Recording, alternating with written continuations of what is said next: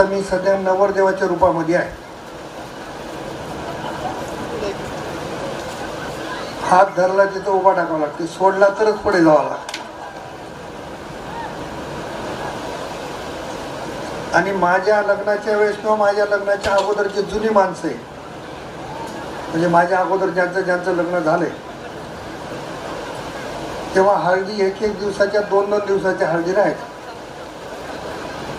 आणि गावामध्ये प्रत्येक घरी बोटवे खायला फिरायचं नवरदेव नवरी. तेव्हाची मला आठवण आहे. माझी बायको आजूचीच असल्यामुळं प्रत्येक घरात गेलेला होतो मी, आणि त्याची आठवण आता यायला लागली. तसं जिथं थांब म्हणलं तिथं थांबावं लागतं.